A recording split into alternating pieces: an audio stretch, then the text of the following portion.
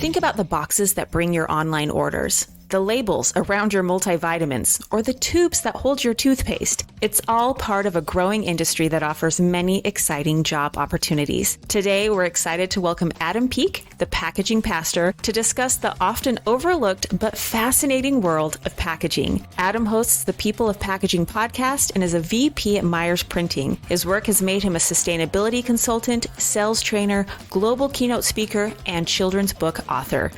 Get ready to change the way you think about packaging. This is Career Chats with Katie and Robin.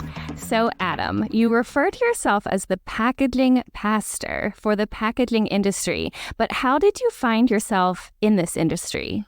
Well, I think like a lot of people, I graduated from college, from the Colorado State University, the Harvard of the Rockies, go Rams, and I got a business degree. And so naturally, I became a pastor. I was a college pastor at Colorado State and got married and was raising support, if you're familiar with that. So I didn't get a paycheck. I had to go ask people to make donations. It's a tough job and wasn't making a lot of money. My wife got pregnant with our oldest son, who's now 16. And I was looking for work. I needed kind of a more stable job. She was a teacher and she really wanted to be able to stay home with our child. And I wanted her to be able to do that. And so I just started looking for a job and got a job working for my uncle, Peak Packaging Solutions in Carlsbad, California. And so I moved from Fort Collins to North County, San Diego. And that's how I got my start in the packaging industry. That was 2007. And still here. What was your first job there? I was the general manager, which means I generally managed to do a lot of various tasks. It's a small family-owned business. We were a packaging design and distribution company. And so we would help companies design their packaging either structurally or we'd connect them up with graphic designers. And then we would basically broker it out or buy it out, bring it into a warehouse, and then distribute to them. So I put together crates for a biotech company out of plastic corrugated and foam. I folded boxes in the warehouse. I did deliveries twice a week. So I'd leave at about 5 a.m. and go do deliveries. I learned accounting. I eventually became the procurement person. So I did all of our purchasing and our customer service. I started up a Salesforce CRM. I got to do a ton of stuff. It was a really fun job. I was in the office a lot. So I kind of got an MBA before I actually did the education to get my MBA. But I learned every aspect of the business. Ironically, except for sales, which is where I've spent the better part of the last decade, is in selling packaging. And then I got an opportunity to pursue my passion, which was still in pastoral ministry. So I moved back from San Diego to Colorado Springs and I started a church with some other guys that I knew, some of whom I didn't know, and pastored there actually for 8 years, all the while still working a full-time job in the packaging industry.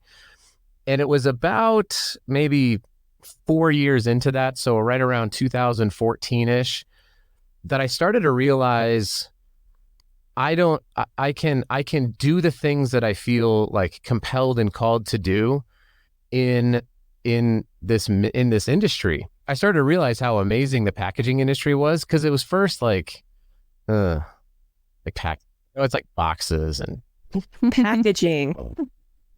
It's just like bleh. And nobody's excited about it.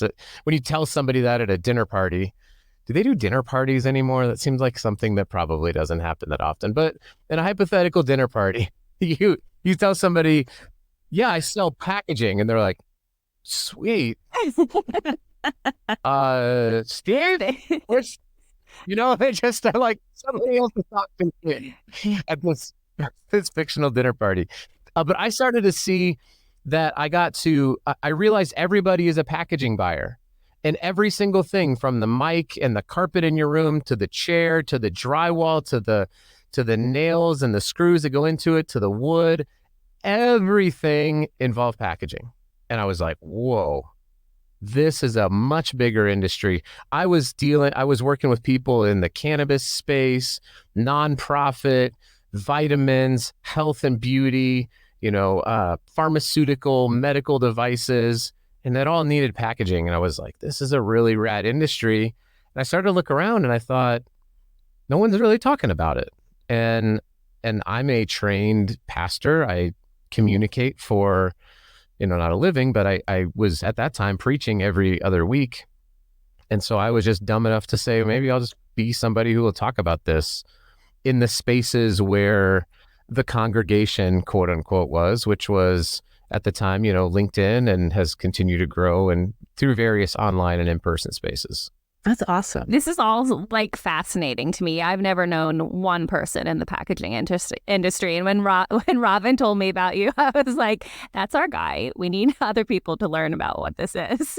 Well, and ever since I met you, Adam, I've been my eyes been open and I look at packaging everywhere now. In fact, just last night, my kid had a package that they've been waiting for that came in the mail from a small business owner. And they were like, look at the sticker and look at the stamp. Like, they really know how to package it in a way that gets you excited to open it. And I was like, oh, Adam, you'd be proud.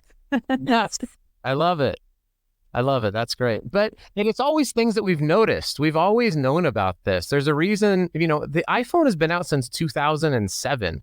And people, that was the first, maybe not the first, but that was one of those interactions where people were like, this packaging is beautiful. And they just kept it people didn't even know why they were keeping it. They were just like, I can't, it's like art to some people. They just couldn't throw it away.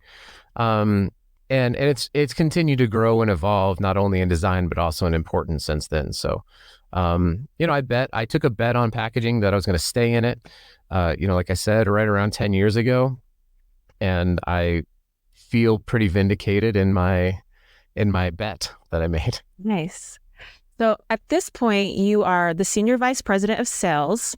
True. So what does a typical day look like for you at this point in the game? Oh, boy. I don't have too many typical days. So I have a really amazing opportunity at Myers Printing. So Myers Printing is based out of Minneapolis, Minnesota. And I've had a lot of really great experiences in the past. I've worked for a company called WS Packaging. I worked for a company called Fortis Solutions Group. Actually, today I just had lunch with somebody that I used to work with at WS Packaging. I've stayed really in close touch with them. But the cool opportunity for me was, as I was sort of emerging online and creating content and making this podcast and doing all this, kind of like blue ocean versus red ocean marketing, there were always people that would sort of jab at me, like, here comes Mr. LinkedIn, and surprised you got on time to the meeting. You were busy, replying to comments, just sort of like from leadership, right? And it was always a little disconcerting. I had one company tell me that they needed to approve every LinkedIn post and every podcast guest I was going to have. It wasn't a whole company, just a person there. I thought, that's really short-sighted. I'm not sure why you would do that. And so Myers, I had actually left because I was going to do full-time consulting in media. I thought I got a chance to take this podcast and my speaking and do some sustainability consulting and make a full-time job out of this. And I had reached out to Myers to also do like sales consulting, and really hit it off with Chris and Michael Dillon, who are the co-majority owners. And they told me the most freeing thing, which was, no, do more of it. Get out there more. We don't want to hold you back from that, because the more that you're out there, and we trust who you are, we trust your integrity. Not that people didn't trust me, but it was just so new and different. I think it was hard to corral. Mm-hmm. And they're like, we don't want to corral. We want you to just, run. Dobby is a free elf. Like, I just got to, they really encourage that.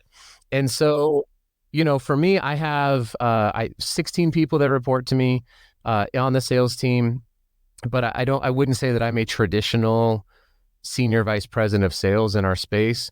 I don't do a ton of, like reporting and, meeting with the board and all that stuff. I do a little bit of it, but I spend a lot of my time kind of out on the front lines, trying to find new prospects, trying to find new customers, supporting the sales team at every turn, fighting for them internally, creating content and podcasts so they can go share, speaking at events. I might be going to COP28, which is the United Nations climate change summit in Dubai. So I just get to go be in spaces where now regulation and policy is happening. And so I don't have a typical day is what I'm trying to tell you. And I wanted to be able to quote Harry Potter. And so I just had to take a long way to get there. It was perfect. It was perfect. But I can tell you that thank you. I can tell you that my day is typically full. I have maybe one day a month where I don't look at my calendar and have 10 to 12 things set up to do. I'm actually a pretty organized person when it comes to time management. I realized early on I have 114 hours a week, and either time is going to happen to me or I'm going to make my time happen. And so I became very passionate. I tracked every hour of every day for 3 years of my life. And I have 5 children, and I just one wife, and I have 5 kids, which is how I prefer it. And so I needed to know what was going to happen every day. I had to plan it, or else I was just going to get enveloped by the tsunami of life. And so it sounds like I don't really have a plan, but every day is pretty well structured and planned out. It just looks different from week to week and day to day. So with all these examples you gave us of things that you do, what do you think are your most favorite and least favorite? My most favorite thing to do for my job is interview people on a podcast. So I'm enjoying being on the other side of this because it's a different experience for me. But I've done over 215 interviews at this point, which is a lot.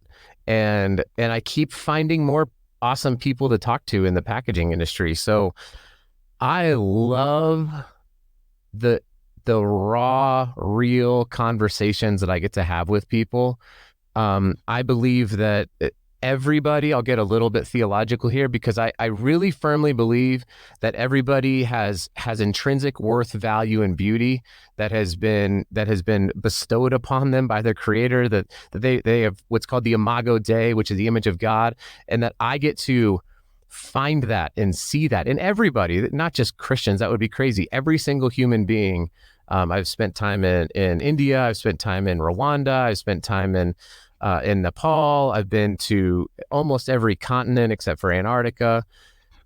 And you just get to see people and you get to be with people. And so to be able to have those conversations, to me, is my most favorite part of my day. My least favorite part of my day is expense reports. Fair enough. Yeah. I have nothing theological to say about expense reports other than they have to happen or else my credit card interest goes up. And so I have to do that. That's understandable. But also it seems like a very vice president of sales task. I approve them. Approving them is fine. Filling out my own, I don't enjoy at all. Understandable. Well, it seems like with your schedule being so, like you said, not typical, it seems like certain personalities are going to thrive in this job versus other personalities. So what sort of people do you think would really thrive in the kind of work that you do, both as the senior vice president, but also just in the industry as a whole? Like, I think Katie and I are both very fascinated with the packaging industry, knowing that your job is one piece of that big puzzle. So like, what sort of people do you think would really do well in this industry and in the work that you're doing? So there's the industry as a whole is gigantic. I mean, it is a massive global industry. Actually, Robin, when we met, I used this example in the TEDx Salt Lake City talk about how it's kind of like packaging inception, where if you have a bottle of vitamins, and that bottle, there's a container, and there's, maybe some of the like cotton on the inside of it. And then there's a label that goes around the outside. And then there's an induction seal on the top. And then that bottle is going to go into a box, and that box is going to go inside of a shipper box. And that shipper box is going to sit on a pallet, and that pallet is going to have a little V-board that goes up the side. And all of that's going to get wrapped with stretch wrap, and that's going to get shipped away. All of that is considered packaging. And the thing is that all of that packaging that I just discussed needs raw materials to go to the place where it gets made. And all of those raw materials are in packaging that nobody ever sees. And all of that packaging that was used as packaging to make the packaging also needed packaging. And it's this crazy world that people are totally unaware of. It's $1 trillion global industry, by maybe a little bit less, maybe a little bit more, but it's really big. And, we think of just like Amazon boxes, but there's so much complexity that goes into even just making a corrugated box like the Amazon box that you might get. And so because of that, within the industry, it is an industry that is open to every personality, because the industry needs finance people. The industry, you can get a degree in packaging engineering from multiple universities in the U.S., UW-Stout, Michigan State, Clemson, Cal Poly San Luis Obispo, Rutgers, RIT, University of Florida. I probably forgot another one, Virginia Tech, San Jose State. So all of these places you can get a degree or a doctorate degree in packaging engineering. There's also packaging design, laying out graphics on a 2-dimensional plane that ends up on a 3-dimensional box is an art and a science in and of itself. And there's a ton of really high level, highly skilled packaging designers, structural engineers, salespeople, marketing, senior level people. I had a CEO who used to be the CEO of a mattress firm, and then he was a CEO of a packaging company. So it's big enough that I truly believe anybody can find a niche in the industry. Mm-hmm. The hard part is we're not very good at telling people that we exist. So, because you kind of want to not know. Right. Because the minute you know about packaging, it's either really cool packaging, but you usually find out about it when you're like, this box is huge for this little eyeliner. That's crazy. What a waste. Or plastic is in the ocean and whales are dying, and it's like, that's plastic sucks. And then, and then it ends up in places it's not supposed to be. And so then it gets a bad rap. And then, like the plastic 6-pack holders and their shit. So like the only time it's really talked about is bad. It's negative. It's awful. What we don't talk about, for example, with something like plastic, is it does have negative things to it. And I don't work for a plastic manufacturer or a company that makes plastic. So I don't actually gain anything from speaking positively about plastic, but it's like, we don't understand the positive components of how have we grown as a population in the world from 1 billion people to like 8 billion people since 1900. How have we sustained and fed those people and created healthcare and pharmaceuticals? All of that is highly impacted by the advancements of plastic and the barriers that it uses, and its ability to transport and hold temperatures and keep stuff fresh. Mm-hmm. That doesn't really get discussed. And so that's the reason why people don't know about it. And that's the reason why I don't think that there's as much highly talented people who are like, I want to go. Certainly there are highly talented people in packaging, but it's not like a career that people want to get into because nobody knows about it. They don't know how incredible it is. So let's pretend that people are listening and they say, oh my gosh, what Adam is talking about is exactly what I want to do with my life. What do you say to them? If they're thinking about entering the industry, what do they need to do to get into it? It is a growing industry. It is fairly recession resilient because if, when there's an economic downturn, people still buy stuff. They still need medicine. They still need contacts. As long as the population is growing, the packaging industry will continue to grow. I tell them there are hundreds of thousands of job openings right now. You don't need a degree. If it's a high school student, I would encourage them to either get a business degree and try to find an internship, or go to one of the schools. If they want to be an engineer, packaging engineering, you'll almost always have a job. Okay. They're always looking for highly qualified packaging engineers. Doesn't feel sexy when you're like, I'm a civil engineer. It's like, wow, you do civil things. I don't even know what civil engineers do. Or electrical engineering. It's like packaging engineering. You mean what? But there's a lot of engineering that goes into it. So, Yeah, I mean, they can take the academic route, or they can go through like thepackagingschool.com, which like I have a course there. There's ways to get different accreditations and certificates there. You can go through Packaging Boot Camp and learn about stuff. There's Sustainable Packaging Coalition has classes. The Institute of Packaging Professionals has classes, as the IOPP, which everyone should be down with. Oh yeah, the IOPP, obviously. Obviously. So there's various organizations that you can gain information to go in and find some work. This is just so fascinating to me. Okay, I am a person that married like a biomedical engineer. So knowing that a packaging engineer is a title that I've never heard of, this is just so cool. So cool. Yeah, I was just thinking the same thing. Like, we never hear of this ever. And we were just talking, Katie and I, about different engineering jobs. Yeah. And this was not on the radar. Yeah, I mean, even the more, historically blue collar jobs, I mean, there is a shortage of people who know how to run printing presses. And you can live in various parts of the United States where cost of living is very low and make a really good salary to live in those areas. I mean, at one point I saw a company was paying $105,000 for somebody to come in and run a label printing press. And there weren't a whole lot of applicants for it. So it's, there's technical schools that I think you can go to learn that. But even if you're just somebody who is interested in it, there's companies like Myers and others that will bring you in and train you if you're willing to work hard. And, occasionally maybe you have to work third shift. There's things about it that might not be as glamorous. You're working with ink and, running a flexo press and, turning gears and that kind of stuff. But you can do pretty well for yourself in the industry because there's just not as many people who are training up and going into it, but the demand is still there or a little bit higher. That's amazing. I'm curious if someone is sitting down and they're like, I want to look for a job in the packaging industry. What are like the keywords, right? Like they're hopping in, they're going to Indeed or Glassdoor or wherever they're looking for jobs these days. Do they just type in packaging, or are there like titles that are going to help them find some of these jobs? Yeah, so there's a couple different ways. I mean, there are job boards. A friend of mine just started mypackagingcareer.com. People are going to find different packaging jobs. There's a company called Spark Packaging that has a bunch of openings that you can go. They're a job placement, but they place people into higher level positions.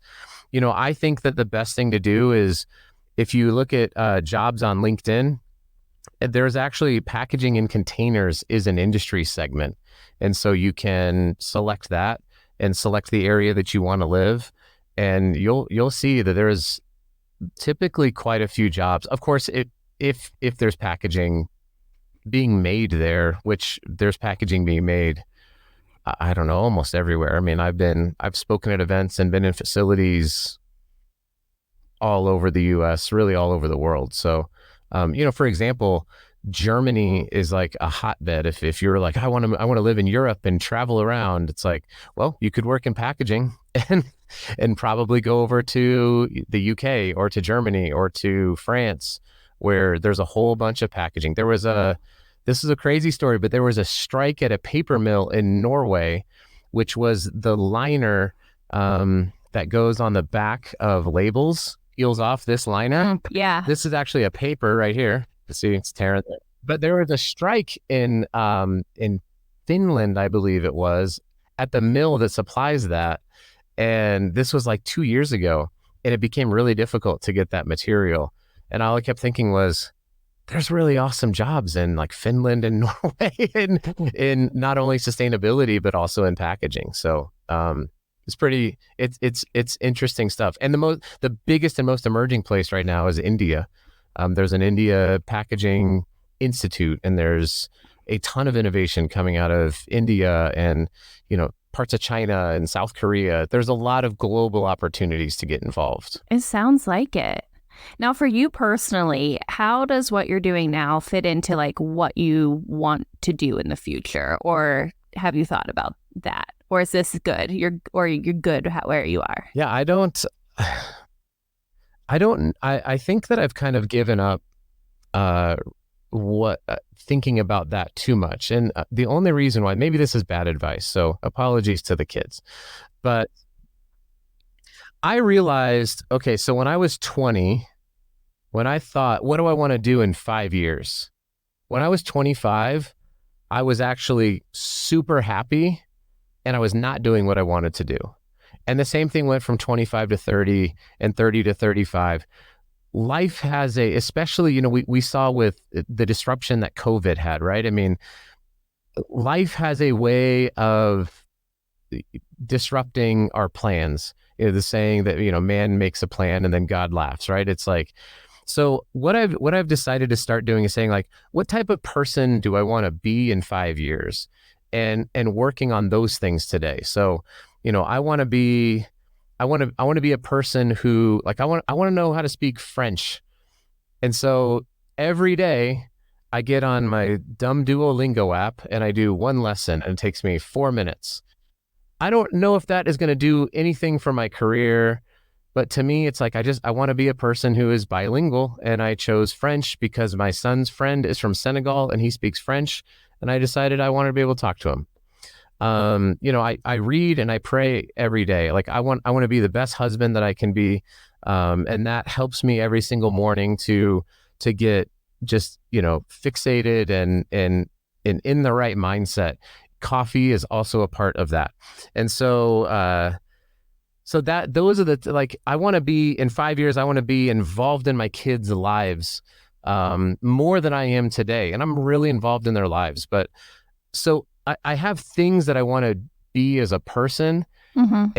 And I trust that if I stay focused on those controllable things, whatever my career is going to be, I just trust that it's going to be something that enables me to continue to become the type of person that I will evolve and grow into. Perfect response. I actually think the kids should really hear that answer. So I appreciate that outlook on it. That was really good.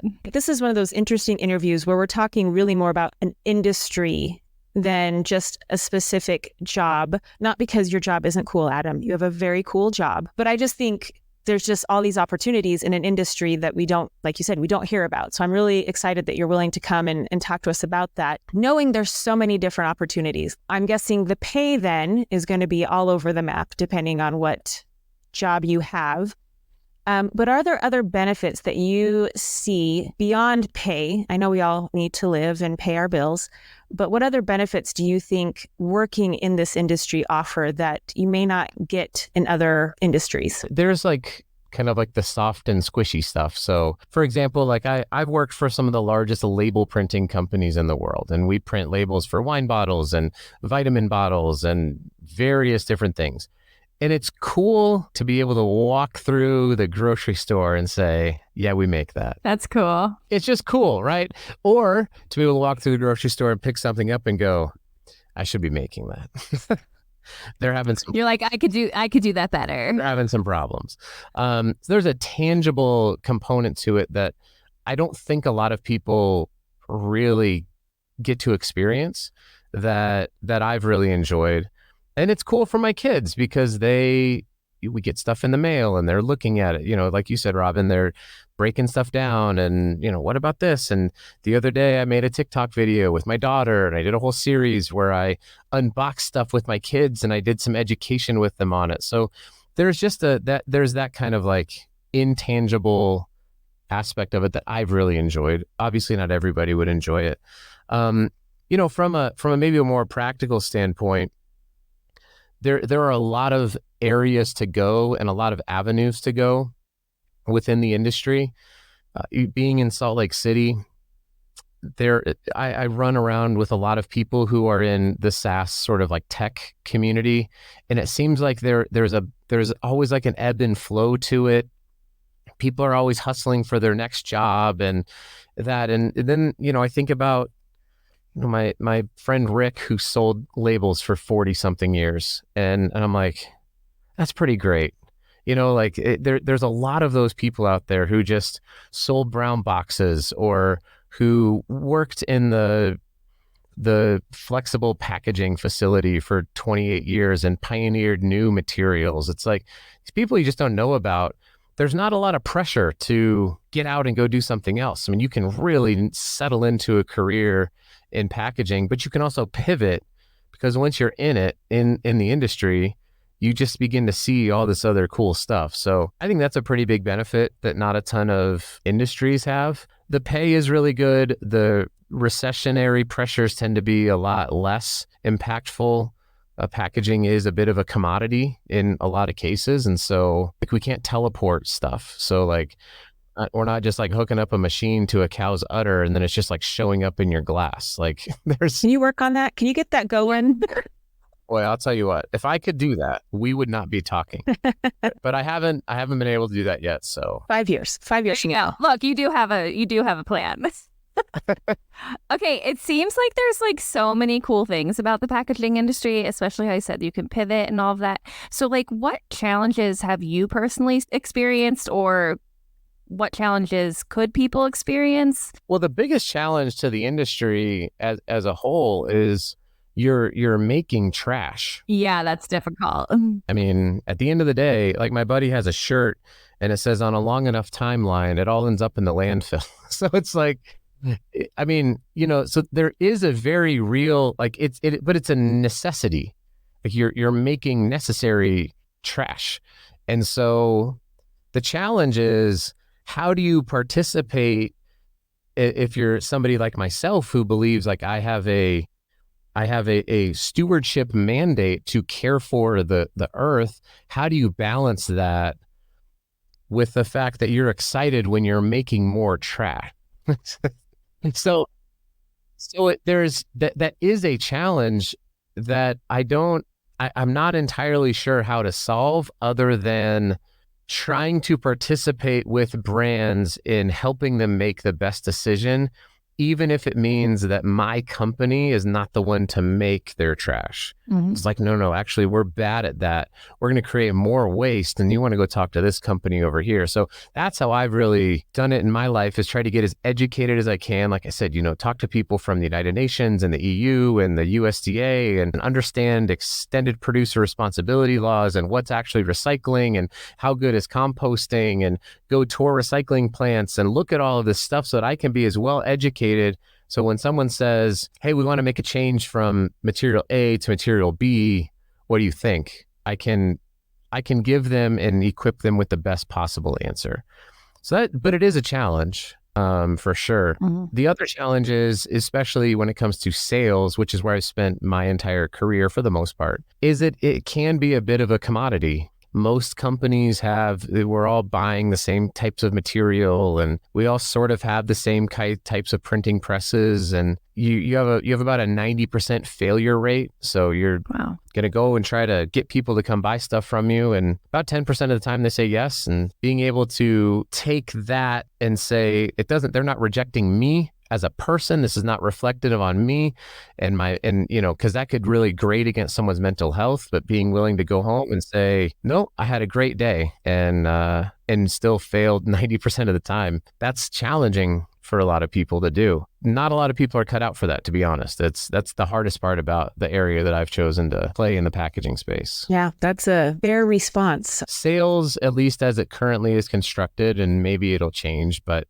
as it is right now, is one of the few jobs where you are compensated for your outcome and not for your time, which means that you can be in control of your time by and large, which is freeing and exhausting simultaneously. There have been plenty of times in my life where I have wished that I could show up at a job at 8 a.m. and it would not follow me home when I left at 5 p.m.